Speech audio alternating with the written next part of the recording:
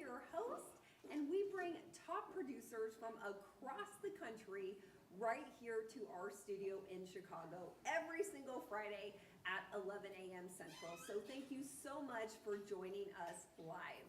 I cannot wait for you to meet our next top producer. He has a playbook that is on fire, and I am so excited for this conversation today. So I'm going to say hello to Tony Selenas. Hello, Tony. Hi, how are you, Ashley? I'm so excited to be here. Oh my gosh. Well, thank you so much for making the journey all the way from Dallas. We're both from Dallas. So thank you so much for making the journey here to Chicago. Thank you. It is an honor. Oh my goodness. Well, and I know you brought your family and you guys have been having the best time visiting Chicago. Oh, yes. The best pizza. Oh, my gosh. The best pizza? Yes. The best pizza ever? Oh, I love Yes. it. I love it.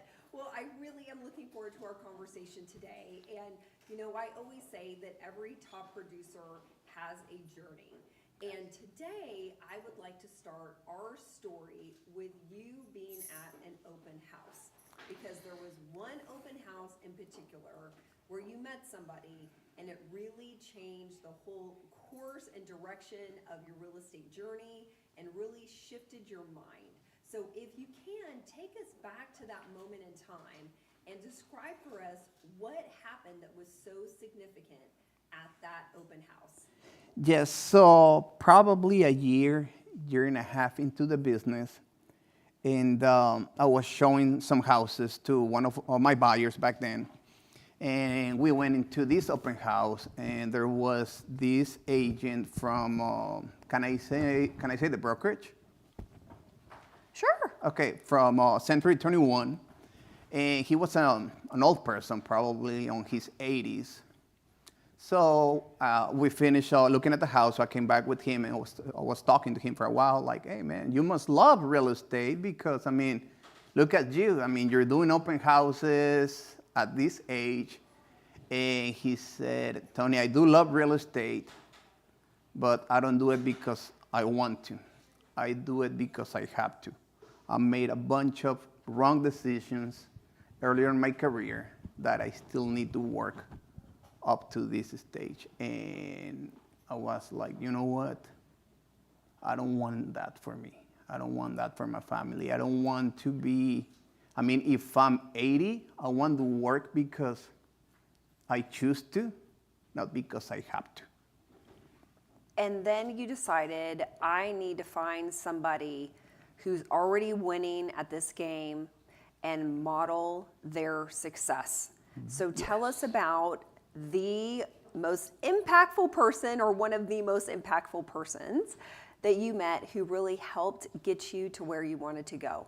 Yes, so I mean, there's a bunch of people on this journey. I probably spend the entire section just on naming them, but one of the most impactful people will be Chad Smith. So earlier in my career, as a new agent, I'm struggling.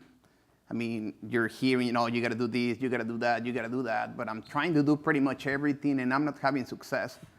So there's this guy at our office, top producer, all these boards full of listings, pendings, under contract. I mean, it was like insane. So I approached him, hey, I wanna take you to lunch. So he agreed to go to lunch with me, and he was willing to share his system and everything that he was doing to have success in real estate. So that literally changed my life. So then let's fast forward a little bit, because you were definitely modeling his success to the point that you and your sister became the #1 team at that brokerage. Yes. So you're having all this massive success, everything is going just how you had imagined, and then on one Sunday afternoon, you and your family were out, and something happened that changed your life. Can you tell us about that? Yes, 2016, it was a Sunday after church. We were gonna go and get some ice cream. It was a brand new truck, and we got into a car accident. The guy didn't stop on red, so he hit us. The airbag deployed, hit my head, and I lost my hearing. So completely deaf. Yes.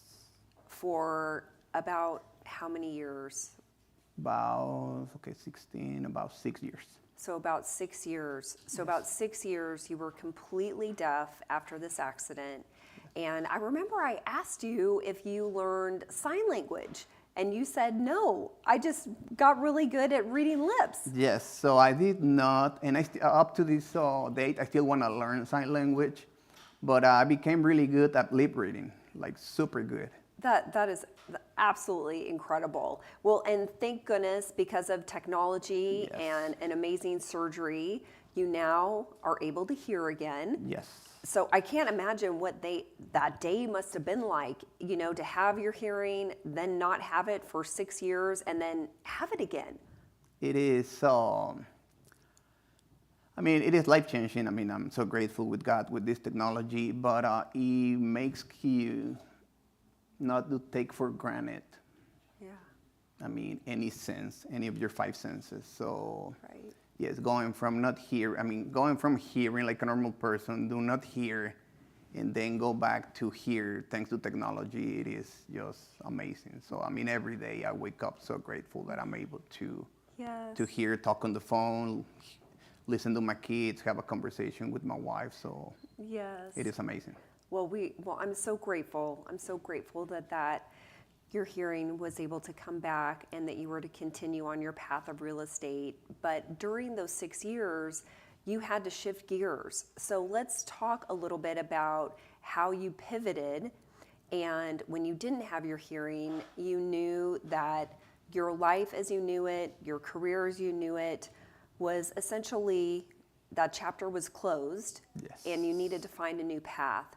So let's talk about the new path that it puts you on, not only for yourself, but it really just, it grew this mission and this deep sense of purpose that you then had to help other agents learn how to have a backup plan for themselves. Yes. So let's dive in and let's talk a little bit about that. So I want to go back maybe a little bit. Sure. Real estate started in 2011. We're crushing it, selling more than 100 homes per year, me and my sister. Life is great. Everything is fantastic, and you feel like ready to conquer the world. Then all of a sudden, what you used to do or what you were having so much passion to do, you can't do anymore because, as you know, in real estate, we got to have conversations all the time with sellers, with buyers, with agents, with pretty much, it's a nonstop communication career. So you go from being able to talk with a seller to now reach out to the seller and say, look, I can't hear you. I'm sorry. Can you text? Or now having an agent wanting to speak with you and you say, the only way I can communicate is through text. So you just changed the whole dynamic of it. So I got to a point where I just couldn't handle regular sellers or regular buyers because not everybody knew how to text or not everybody wanted to text. So I had to figure out a way to continue to grow my business. And that's the reason I transitioned into real estate flipping. Because at that stage I was like, well, if I flip properties, I am the boss. So, and I don't mean that on the bad way, but I get to set the rules with the people. Like, look, the only way I'm going to be able to work with you is through text. Right. Because that's the only way I can communicate. I love that. You were so determined to find a new path, and Yes. you did. And I want to share with everybody just a few of your accomplishments. To date, you've closed over 1,000 units in your career, which is incredible. You've sold over 142 million. You have flipped almost 400 homes now to date. Yes. And you have about 8 million in your rental portfolio. Yes. So that is incredible, especially with what you have been through. So congratulations Thank you. on all of your success. Thank you. And so what I'd love to do today is now let's dive in and let's get really what I like to call tactical and practical, because you did come up with a system and we want to teach everybody that system so that they can implement it for themselves. So For all the agents who are watching and listening today, they have their traditional business. And so what we want to do is really help them understand how they can do both. Basically building a business inside of a business. Yes. So let's talk about that. What would be your best piece of advice for them on how they can manage both? Because right now they might feel like, oh my gosh, that just sounds overwhelming. I'm already overwhelmed with dealing with the clients that I have. I don't know how I would go and start another business where I'm flipping in addition to what I'm already doing. So what would be your one biggest piece of advice just to maybe, help them open up their mind to the possibility? Okay, so I guess what we gotta understand is that you're building a business inside your real estate business. So what I will probably share is you have to build your real estate business first. And what happened is, especially now with social media, we get advice pretty much from everywhere. So now you're seeing somebody, oh no, you gotta do open houses. No, you gotta do for sale by owners. No, you gotta do expires. Oh, you gotta tap into your database. So we're getting so much information out there that we get confused. So my suggestion is first, you gotta build your business, your real estate business, whichever level you want to, you gotta focus on building that. Create the systems to have a business that can be predictable. Once you build that, the byproduct is gonna be flipping. And I share that because we're exposed to real estate on a daily basis. So if I'm an agent, I used to use the script with my clients. Hey, if you know anybody looking to buy, sell, or lease real estate, let me know. And that's when I started. Then when I started building my flipping, it was more like, if you know anybody looking to buy, sell. Or if they have a house that needs a lot of work that I can probably buy, let me know. So I started implementing that script with my sphere, with the agents at the office, with pretty much everybody. So that's what I'm saying. You build your business first, then all you have to do is add the layer of real estate investing to it. Right, so you're saying just essentially start practicing working it into the conversations that you're already having. Absolutely. And as you were saying, that's something that you started out doing before your accident. You had started doing just a few small flips. I think I remember you saying off camera it was maybe around 2 or 3 a year you were doing alongside your traditional business. So can you just say that one more time so we can just emphasize and highlight it for everybody on how to work that conversation in when you're already visiting with your sphere or your database? Yeah, it was pretty basic. When I used to do more traditional real estate, every time I had a conversation with anybody, it was gonna be the same ending. Hey, by the way, if you know anybody looking to buy or sell or lease real estate, let me know.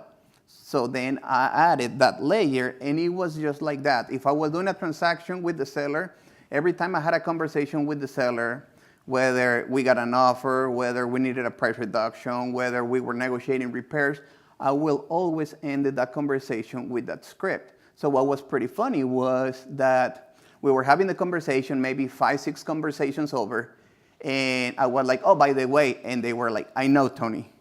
If I know anybody looking to buy or sell or invest in real estate, I will let you know. And that's what I wanted. So then I just added that layer because, you know what? If I want to start investing, I need to let people know that I'm going to be investing. So, oh, by the way, if you know anybody looking to buy or sell real estate, or if you know anybody that has a house that needs a lot of work that they need to sell super fast, let me know. That's perfect. Yeah. That is perfect. I love that example so that all the agents watching and listening now, hopefully their minds are open to the possibility that yes, you can. Yes. You can do this right alongside your traditional business and build a business inside a business. So Yes. I love that strategy.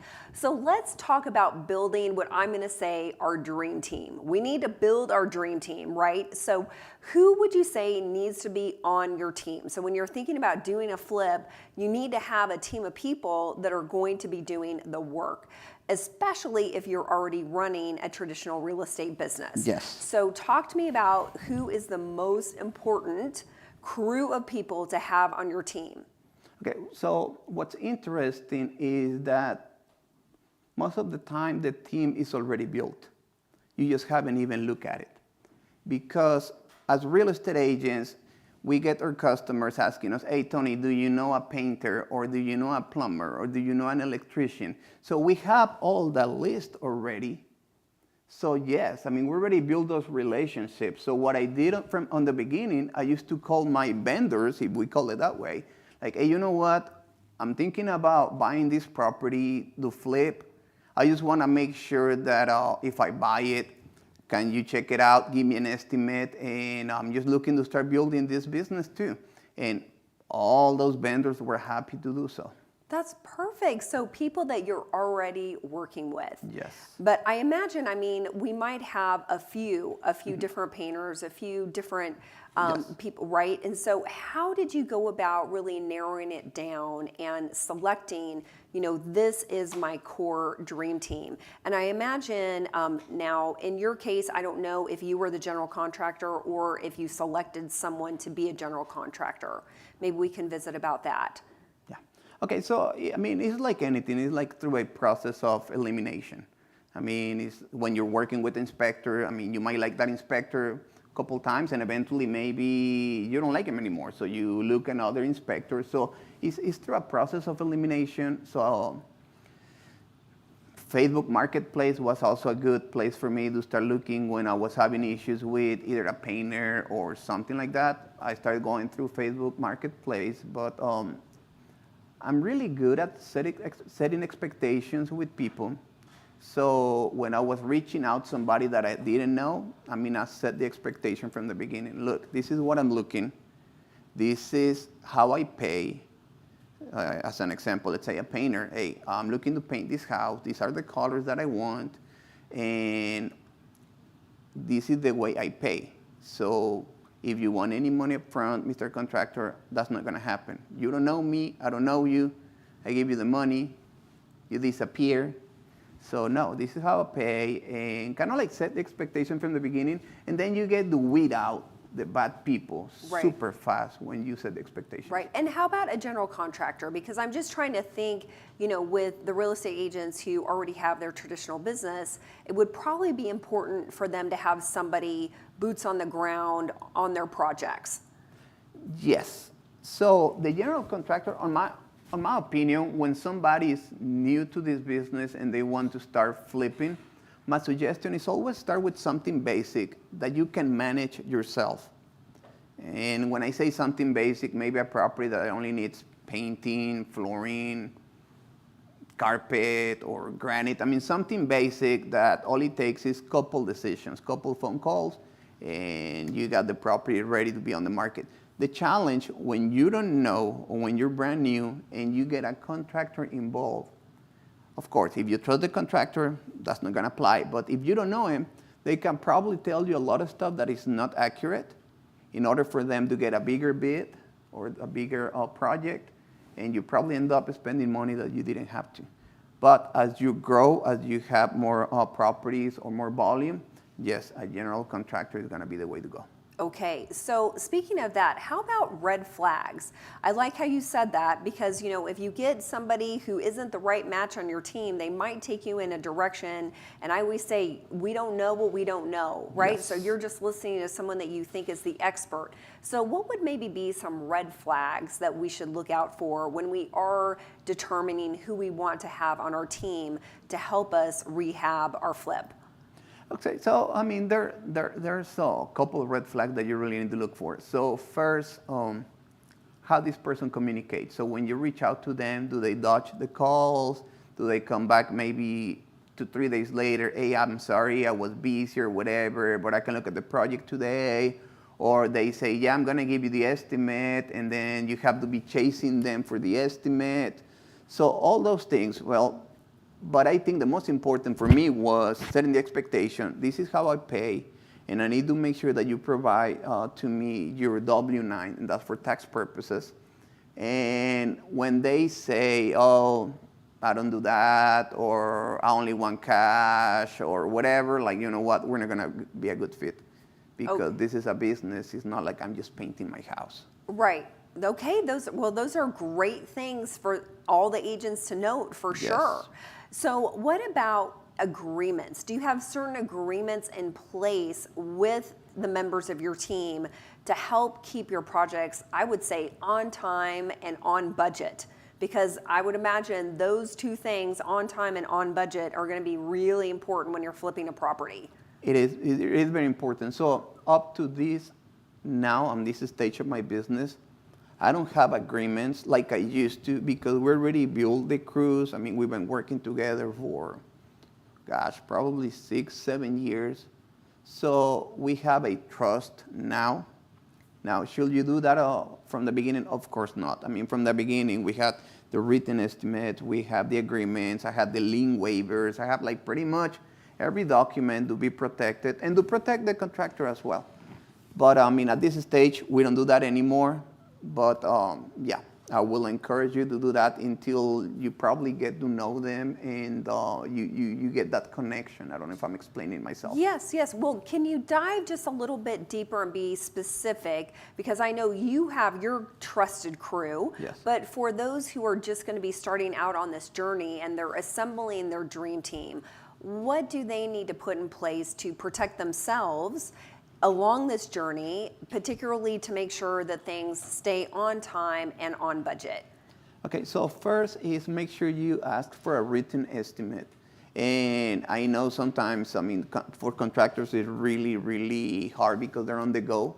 But just make sure you get one and make sure that it's really, really specific on what it's gonna cover, because sometimes we assume that in order for us to get the wall painted, that they're gonna have to do a little bit of patching work or whatever, and maybe they didn't include that, and now you're getting frustrated or trying to blame the contractor. So for the contractor standpoint, just make sure you get a really detailed, and don't be afraid to ask questions. All right, so what about this?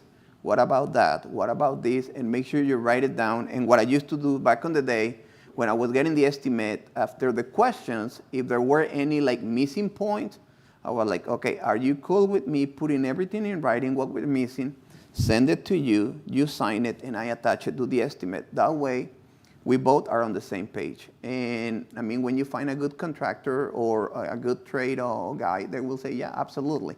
That way, when I pay you, I know what I'm paying you for, and I know what I'm expecting from you. Now, to stay on time, on budget, here's reality, and I think that's where a lot of frustration comes. 99% of the time, you're not gonna be on time. That's just reality, because you're dealing with people. You're dealing with people, you're dealing with weather, you're dealing with so many things that you can't control. So you gotta have some sort of flexibility there. Now, of course, flexibility within reason. Does that make sense? Absolutely.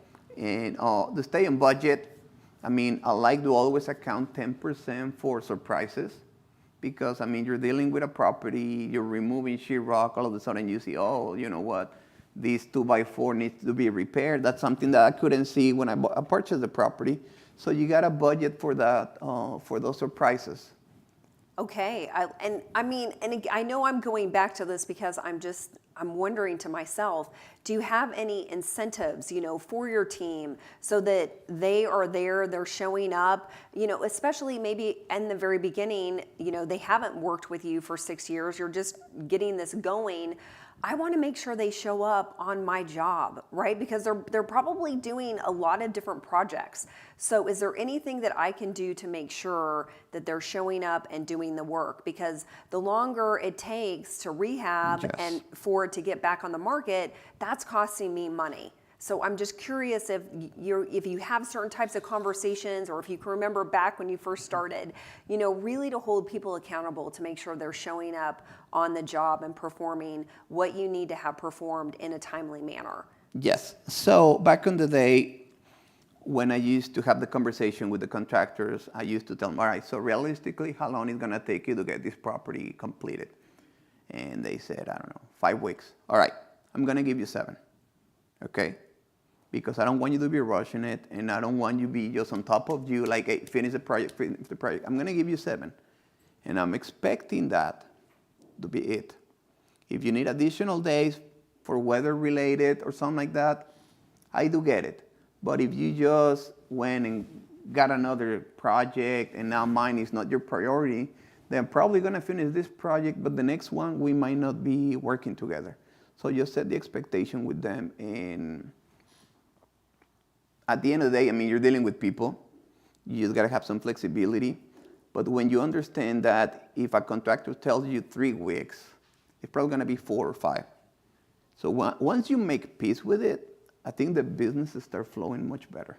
Yes, but I really love how you said, you're setting those expectations and you weren't afraid to say to them, like you just did, okay, I get it. Like there are going to be some things that happen. But if I see things such as you're not making my project a priority, this might be one and done. We Yes. might not work together in the future. Correct. And I love how you're giving everyone permission to have that type of conversation and hard conversation up front so that you are setting those expectations. And probably, is there any other type of conversation that you would recommend having in a positive way in letting this team know, like, hey, I'm going to be doing more than one. This isn't going to be one and done for me. This is my business and I am planning on doing more flips in the future. So I would love to build a long-term relationship.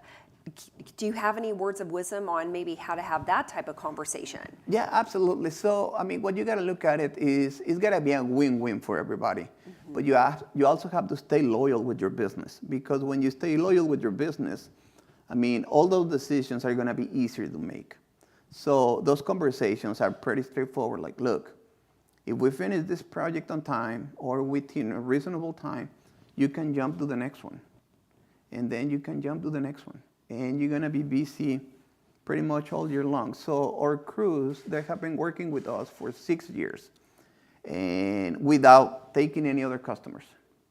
So basically, they don't work exclusively for me, but we keep them so busy that they don't have a need to be seeking somebody else to stay busy. Right, that makes sense. Well, wonderful. Okay, so let's talk about actually finding the deal.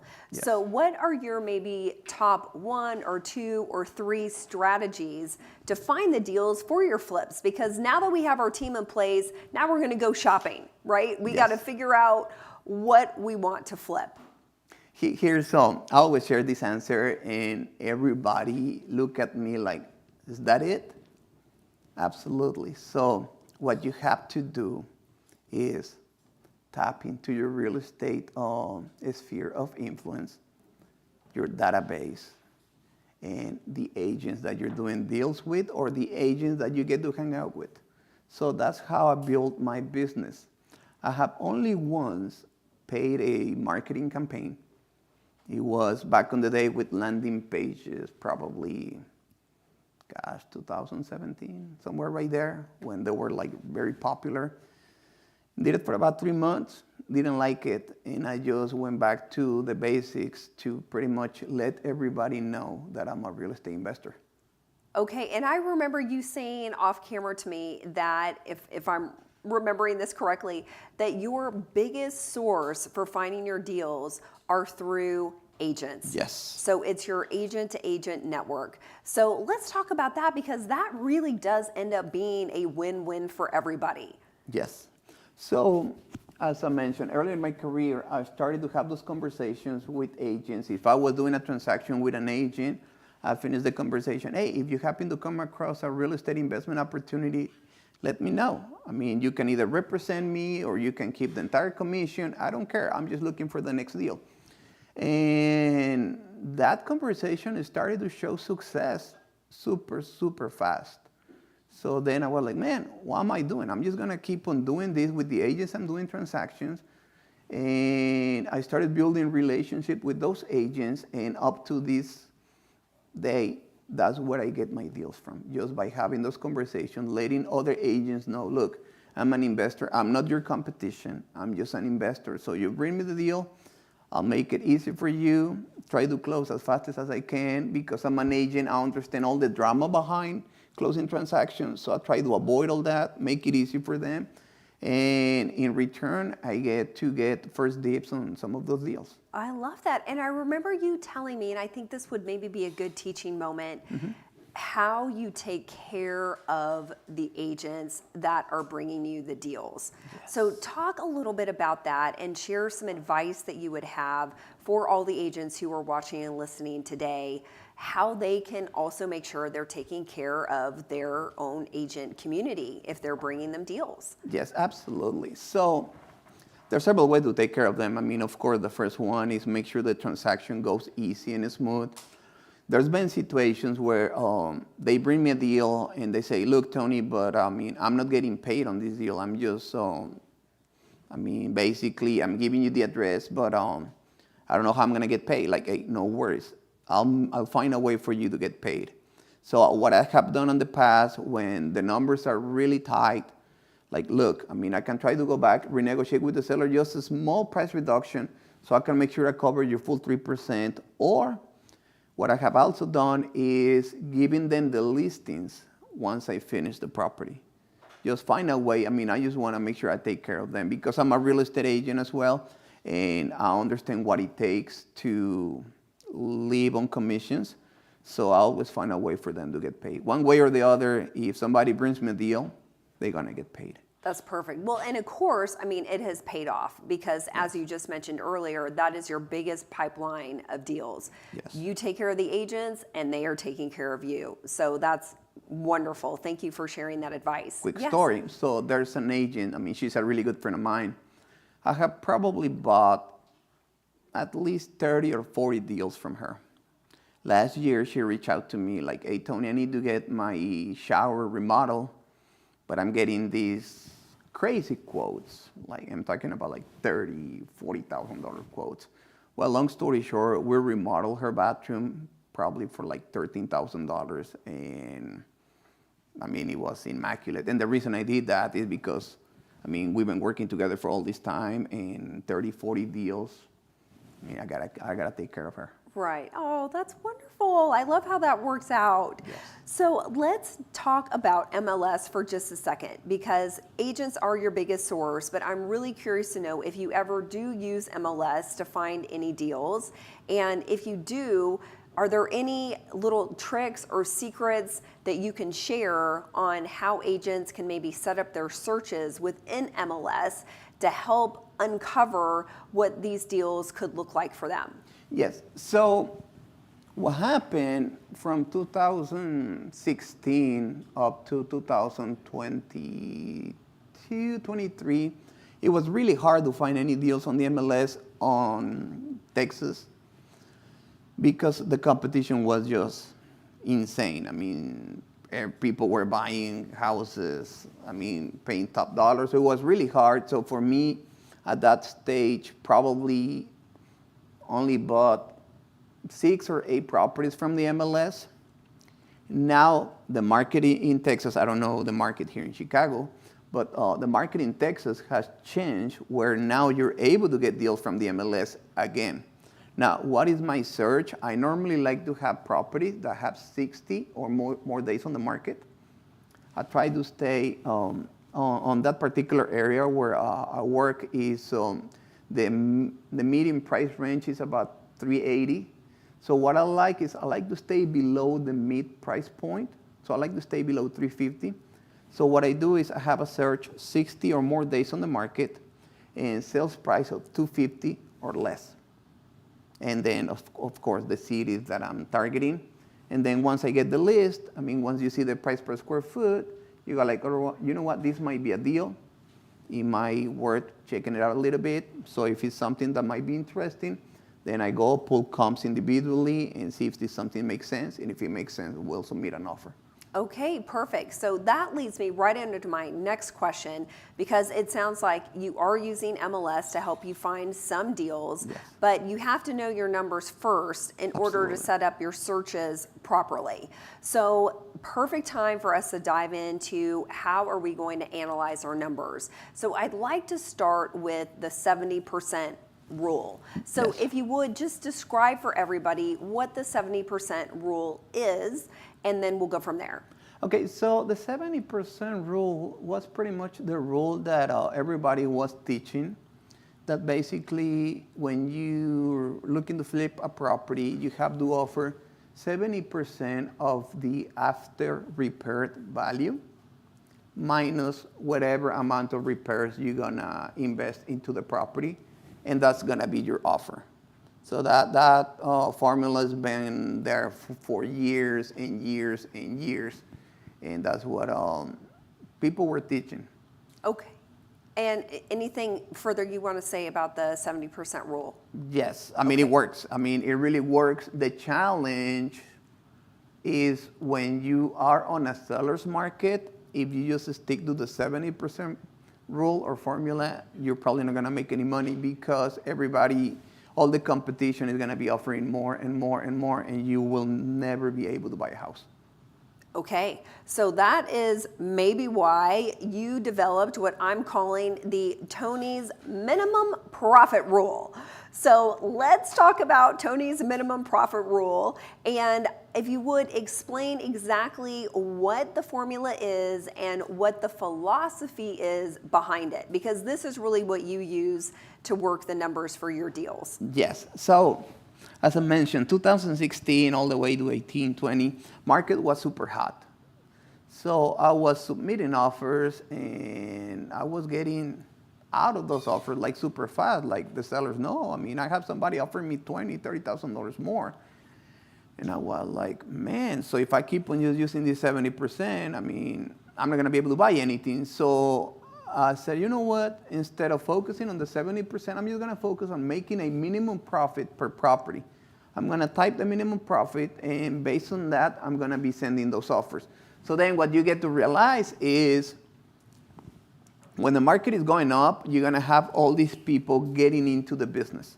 So all these people are being trained to use the 70% formula. So I was like, all right, so if everybody's been trained to use the 70% formula, so I know who I'm competing against. So if I use my minimum profit, I'm gonna be able to offer a little more to those sellers.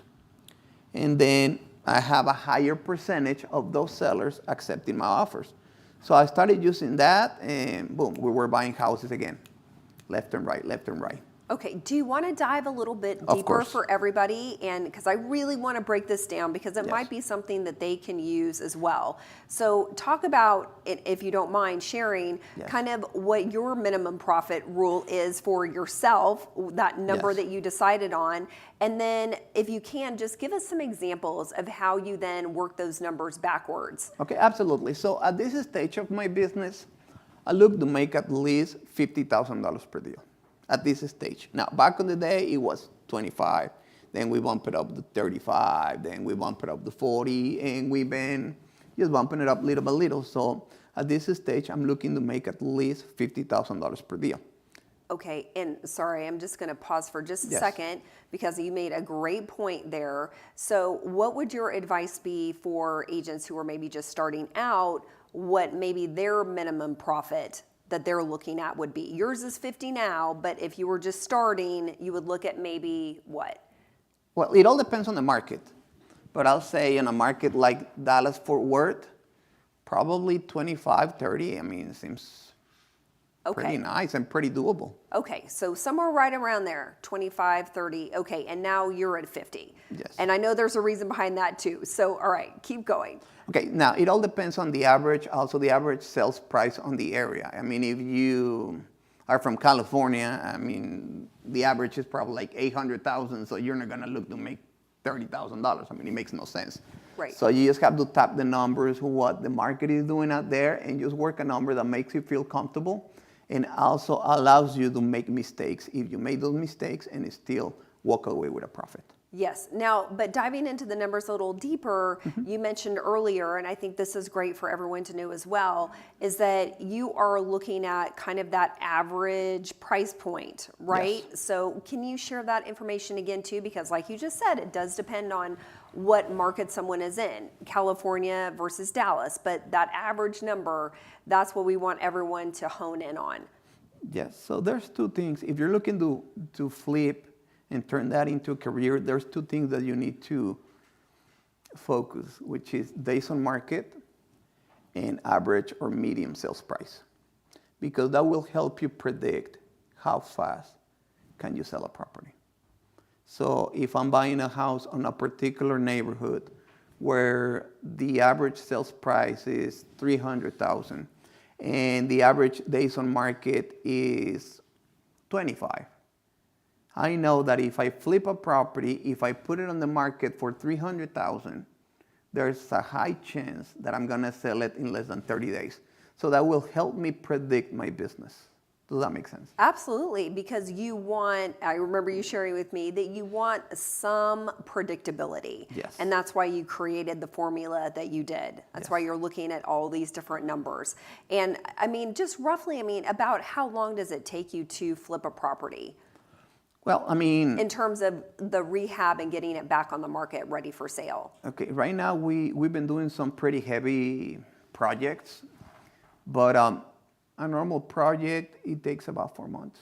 About 4 months. Yeah. Okay. And for someone starting out, I remember you saying you want them to start with just something small. Yes. So what should they be kind of looking at in terms of taking on a project that would take them X amount of time to complete to get it back on the market?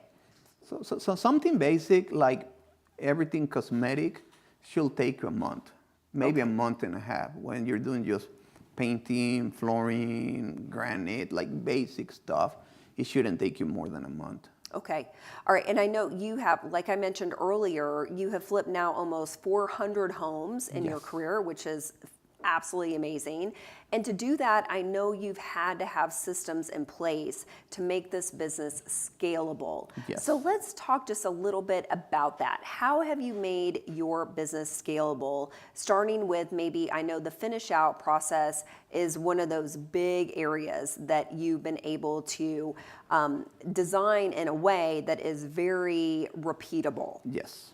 So as I mentioned, we focus or we do our best to stay right below or at the medium price point. And our finish out on all of our houses is gonna be the same. So basically we use the same color of paint for the walls, same color for the doors and trim. We're gonna use the same level of granite, the same backsplash. I mean, pretty much everything is finished out the same. So you go to one of my houses that is $200,000 and you go to one of my houses that is $300,000, you're basically gonna see the same finish out. And the reason for that is because it's easier for us at this stage. I don't have to explain my contractors, hey, this is the color of paint that we use, this is the texture that we use, this is the granite. I don't have to do any of that because they already know it. So basically, they move from one house to the next one and they do the same. I love that. And another thing that I thought was so fascinating that you do is you have created a sheet of your entire finish out. Yes. And you provide that to all the agents who are bringing you deals. Yes. So I feel like this is almost, your finish out system has almost become like a deal filter system for you. So can you maybe share or explain a little bit about how that has helped the agents who are out there sourcing and looking for deals for you, bring you the right ones? Yes, so basically, when you share that, I do it with several reasons. I mean, I'm a big believer in sharing. I'm a big believer in abundance. I'm not afraid to train my competition, if you look at it that way, because I don't believe in competition. But I do it because I know some agents are also working with other investors. And sometimes those investors are first-time investors, they're brand new. So it's easier for the agent to have the conversation. Look, if you're looking to flip, we have a blueprint here of what we can do. Maybe we can copy and do because I'm a big believer in modeling. So maybe we can copy and do exactly what Tony does for the flip, and maybe we get the same results.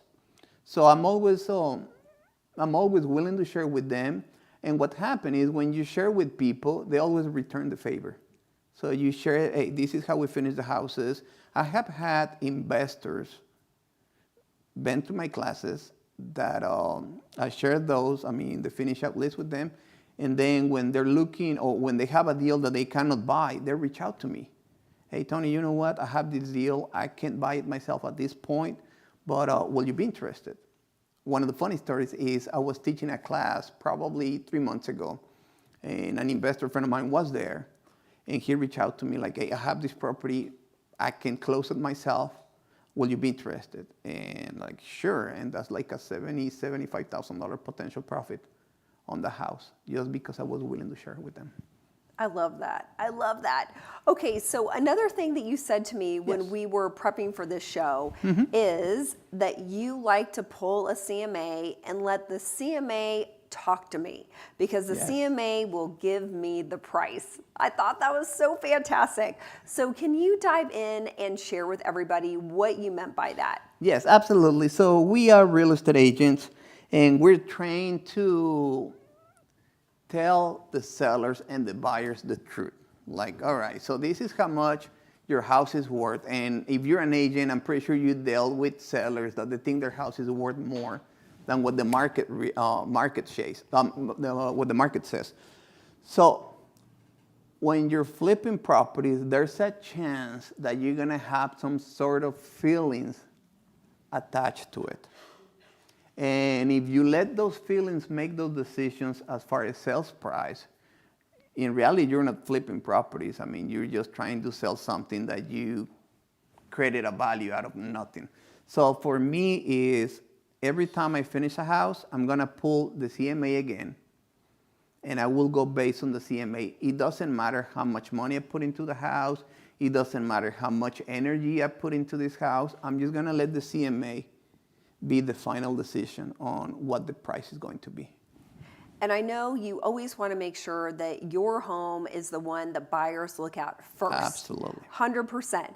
So what are you doing that's maybe better or different than someone else to make sure that when you put your home back on the market in that neighborhood where there are other homes for sale, that yours is the one that's being chosen? Okay, so either it's gonna be a better pricing or be within the same price point, but with more features than the competition. And is this something that you figure out ahead of time before you start the project? I mean, it was just something that when you're dealing as a real estate agent, when you're dealing with sellers, I mean, it's something that you get to become aware of on why some listings will sell faster than others. And it's always gonna be either a better price or be within the same price point, but with more features and benefit. So for me, I'm just gonna apply the same conversations or the same background that I was using for my sellers into my flippings. Okay. And so let's imagine that the agents who are watching and listening today, they're going to take your playbook and run with it. Maybe it's going to be their first flip, or maybe there are some agents that are out there who have started flipping, but now they want to really implement your system. So what would you say they need to do to create their own template so that they can scale and create a repeatable system? Because like we were talking about at the very beginning, you had started doing a couple of flips a year, Yes. but you didn't have any type of system in place. And I really want agents to understand and learn from your episode today. It's all about creating a template and a system, because what you're doing is repeatable, down to the finish out. So how can they use maybe their next flip, whether it's their first one or it's their next one in their series, how can they get a new mindset of, okay, I'm gonna go into this project in a way thinking about, I need to create a template for my next one? Correct. So your first couple of flips are gonna be your system, basically, because everything that you done wrong is gonna show in your first flips. So you have to document that. And I'm pretty good at that. I mean, up to this stage, if I make a mistake, I document what I did. All right, so I did this. So what can I do to avoid that on the next property? And it just, I mean, as you grow, you got different layers on top of another layer of all the mistakes that have been made. So on the first one, so basically you have to document, all right, so if I'm using this paint color, I'm gonna write down the name. That way on the next one, I don't have to spend energy choosing another color, okay? If I'm using this contractor and he did a fantastic job, I need to make sure I save his contact information, so the next one I'm gonna be calling him. If I got a referral for, I don't know, the granite guy, and he was a great guy, I mean, sometimes, and I'm really guilty of that. Sometimes I don't save the phone numbers, and then I'm like, I really need this phone number at this moment, and I don't have it. So now I document everything. So each of my properties, we document everything that we did to it, the color, the paint, the granite, everything. So it's a template. So that's on the construction side. Now on the selling side, we also gotta document what we're doing. All right, so if you price it at that price point, what was the reason behind? Okay, well, the CMA was showing me that. Plus, I know the days on the market on this area. So you start documenting everything. So the next ones, you already have that information available. All right, so I had a successful one. I can go back and look at it. Okay, so this is the reason this one was successful. So I'm just gonna copy and paste into the next one.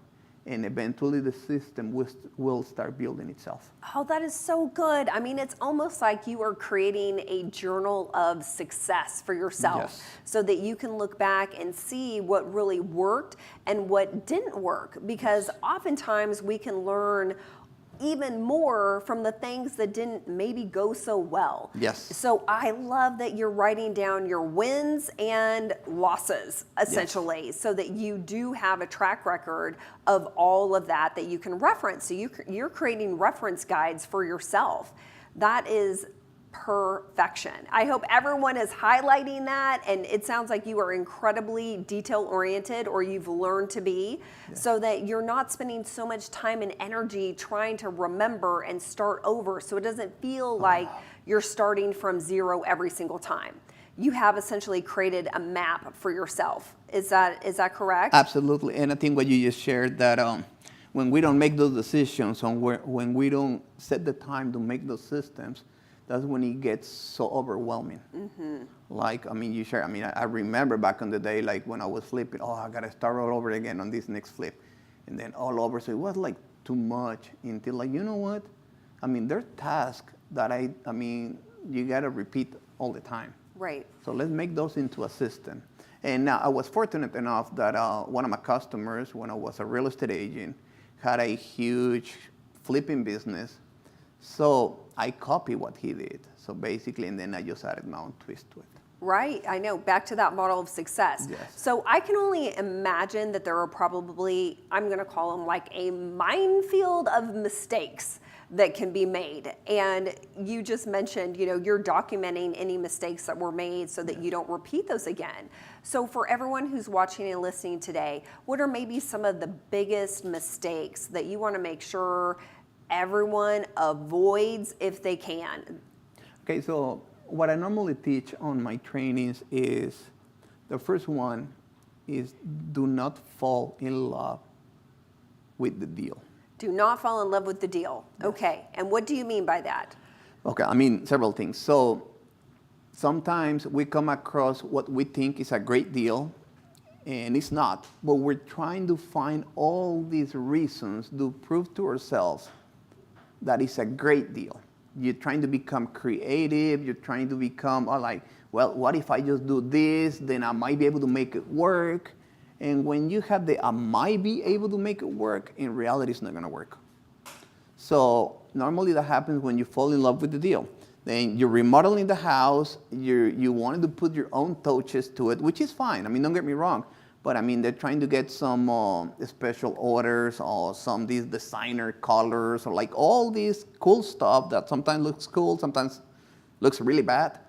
And they start falling in love with the deal. So now when it comes to selling the property, they think that their house is worth more because of all these feelings involved during the entire process. Does that make sense? Yes, absolutely.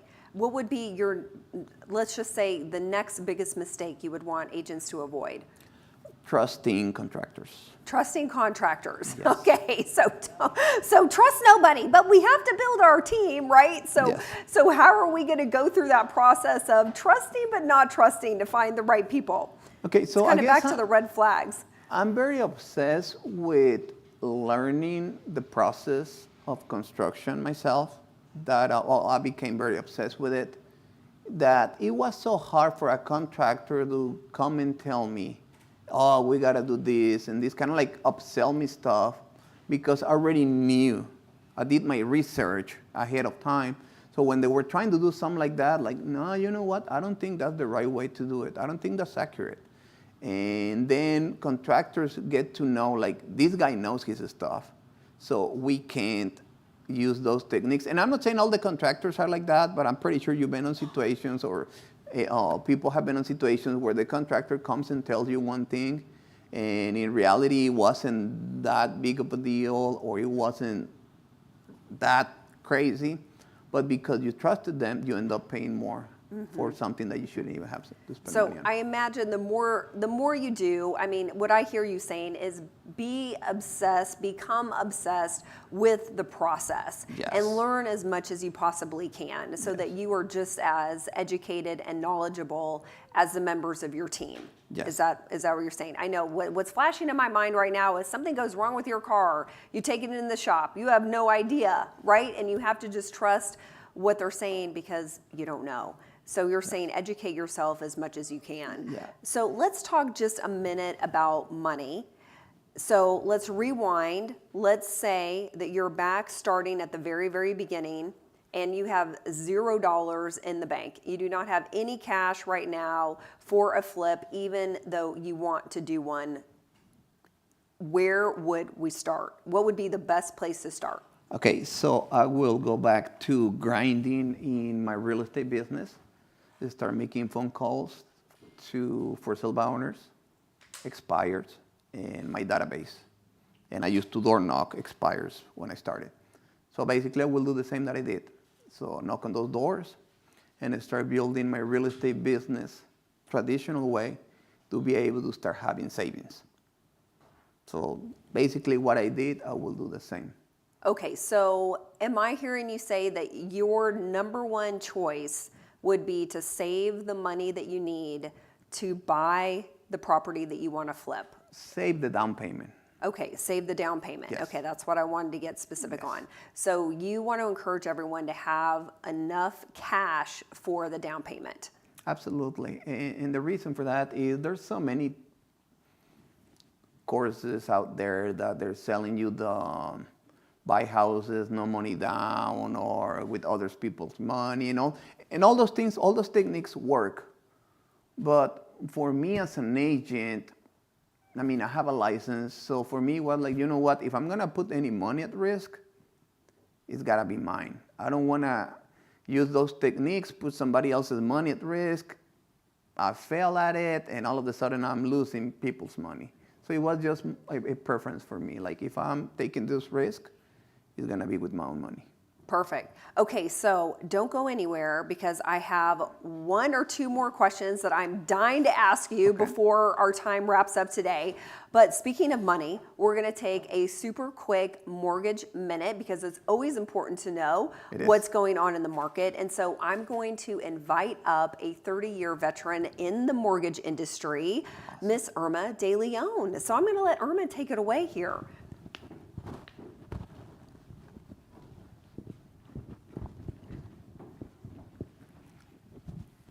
Tony, I absolutely loved your story.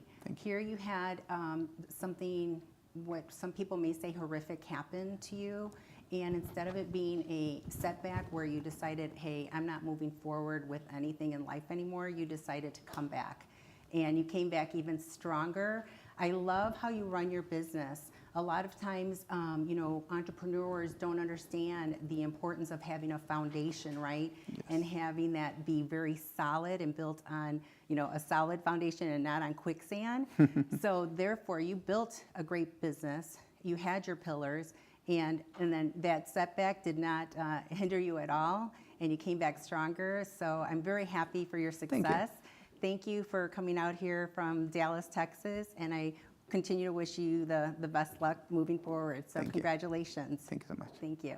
Hi, my name is Irma De Leon. I'm the Executive Vice President of SunWest Mortgage and have been in the mortgage business a little over 32 years, and I'm a proud single mother of 2 amazing sons. So I'm going to stick with the renovation theme that we have going here today. do you have clients that you're working with that perhaps are looking, for their home and they're finding homes that maybe not that perfect? Well, how about helping them make that home that's less than perfect their dream home? How? And you can do this through a renovation loan. And we can do this with one loan so they don't have to bring any other money to the table for those renovations. There are three of them that I'd like to share with you. First, there is the FHA 203K. And with the 203K, there are two types. One is a limited, which allows you to go up to $75,000. That renovation might be for like a roof, fixing the roof, doing a small minor repair on the kitchen, bathroom, those types of things, up to $75,000. However, if they want to go above $75,000 and there might be some structural issues, you can use the standard FHA 203K. So, and with this, you will use the after value for the down payment amount. So the down payment still is the 3.5%, and the credit score, get this, you can do it with as little as 580 credit score. So there is a possibility there to help your clients with that program. Now, this is that they have to own or occupy the property, so it's not like a fix and flip. The second one would be your home style renovation. With this one, again, we're going to look at the after value, come up with the down payment. I love this program because it allows your buyer to put 3% down, do the renovations, and move into their dream home. But this is what I love about it. You can do it for investments as well, with as little as 15% down. So this is definitely one to look into. Then lastly, I love this one for our veterans, where they can buy their less than perfect home, go through a VA renovation loan, and make it their dream home. And guess how much they have to put down as a down payment? 0%. I hope you found this helpful. So let's go ahead and get those clients into their dream home through a renovation loan. And if you found this helpful, please DM me, follow me on Mortgages by Irma, and my team and I would be happy to help. And remember to continue to thrive in 2025. Thank you.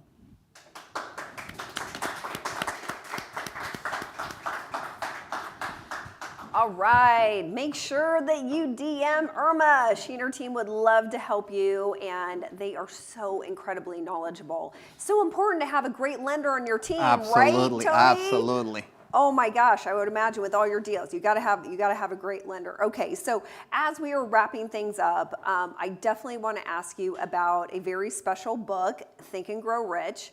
This is one of your absolute favorites. I think that you even have the very first edition, did you tell me? Yes. Because you have this collection and antiques, which I thought that was so fascinating. So tell everybody what you love so much about this book, because I think you've read it like 7 times. Yes. So when I started my journey as a real estate agent, prior to that, I read the book Think and Grow Rich, and it was just fascinating for me. And then I was watching a video on YouTube of a guy that was a millionaire, and he said that he read it 7 times. And like, all right, so I might have to read it more than one time to get the best out of it. And the beauty of the book, and I think any book that you read is, you read it once, and then the second time you're reading it, you're reading a whole different book. So for me, it just became kind of like, what you gotta understand is Think and Grow Rich is basically, most of it is extracted from the Bible. That's kind of like what I liked about it. So it just kind of like, it put it on a perspective that sometimes is easier to digest, if I put it that way. So that's why I became like really obsessed with the book and Napoleon Hill teachings. So, I mean, if there was one thing that you could share with all the agents that are watching and listening that you really took from that book that you would love for them to maybe consider applying to their own life or their business, what would that one thing be for you? Can I say maybe 2? Sure, say 2, say Okay. 3. The only limitation is the one that you set up in your own mind. And every failure brings with it the seed of an equivalent success. Those 2. That's Can you want to say that again? Right. Say it again. I know everyone here is like, ooh, can you say that again? That was so good. Is the one that you set up in your own mind. And every failure brings with it the seed of an equivalent success. Ooh, I love that. That is so good. Okay, we're going to end on this, kind of going back to where we started about having a model for success. And I Yes. asked you if you had a favorite quote, and you shared with me, model your way to success. So as we're just kind of ending, share with us how important that is to model success. And what we've learned here today, right, is a model. It is a playbook that we hope any agent who wants to start flipping homes or continue on their path will model your success. What has that meant for you? So modeling, in my opinion, is a shortcut. So, I mean, I always say that the fastest shortcut to success is not to take any shortcuts. But then I'll probably say the fastest shortcut to success is modeling. So when you find somebody that has the level of success that you want to achieve, all you gotta do is model that, and eventually you'll get those results. So that's what I did on my traditional real estate business. I modeled Chad Smith, and I started to have the results. Then on my flipping business, I modeled my mentor, and basically did everything that he was doing, and you start having that success as well. So it's very important to find a mentor, somebody that you can model. And I mean, here the thing for me is I never question success. So if it's the type of success that I want to achieve, I will not question it, and I will find a way for me to model as close as I can that person. Yes, I remember you sharing with me off camera almost that exact same thing. When you are modeling success, is don't try and fix it. If it is already working, just follow that pattern. Yes. Because I'm sure that now, of course, you shared that you had a mentor, you still are very good friends that you Yes. learned your flipping business from, and then you just kind of added your own little extra, Tony magic to it. Yes. So what would you say the difference is in adding your own little special touch versus trying to reinvent the entire model? Okay, so when you're trying to reinvent something, I mean, all you're gonna get is, frustration. But when there's already a model there, basically the foundation is already there. So you build a strong foundation, and then you just add your twist to it. You add your layer to it. But you have to make sure, because a model is already proven. So for me, the way I look at it, if something is already proven, why do I want to spend my energy trying to prove something different? Right. So I'd rather just use that, duplicate it, and get to a point where the model is already stable, and then just add my own twist to it. And that's basically what we did on our flipping business. We copied these guys, basically did everything he was doing, and then we added our own twist. We changed the colors a little bit, we changed the baseboard, we kind of like minor changes that didn't affect the stable base. Right. So be excellent at running the model, and Yes. then start adding your own little special magic to it. Absolutely. Perfect. Absolutely. Perfect. Well, I know that you would be more than happy to help answer any questions Sure. for all the agents who are watching and listening. So I know our production team is going to put up a QR code to your Instagram page. Yes. So agents, please DM Tony with any questions that you have. He would love to help you. I know you have a sheet of all of the finish out that you use Yes. on your flips. He is more than happy to share that with you so that you at least have a starting place. So get in touch with Tony. Yeah, right? absolutely. Tony, tell them your handle because I love your brand. It is Tony the Flipper Tony in the- Instagram. Tony the Flipper. I mean, there you have it. I love how you say in your brand exactly what you do. So Tony the Flipper, make sure to reach out to him. He would be more than happy to help you in any way that he can. Our time always goes by so fast. I can't thank you enough. I have loved our conversation. I know that we have helped so many people who want to get into this business. So thank you for being so willing to share your secrets to success when it comes to the flipping business, Tony. It's been such a delight. Thank you. It is an honor to be here. Oh my gosh, it's been an honor for us. So we are going to close out today's show with a quick reminder that we are always here every single Friday at 11 a.m. Central. And so be watching for the rollout of our next top producer who will be with us next week. We'll be rolling that out over the next couple of days. And the best way to find out is to follow us on Instagram, America's Real Estate Show, and to subscribe to our YouTube channel, America's Real Estate Show. Thank you again so much for sharing your time with us today. Remember to be passionate, and we will see you next Friday. Bye for now. All right, Tony, thank you so much.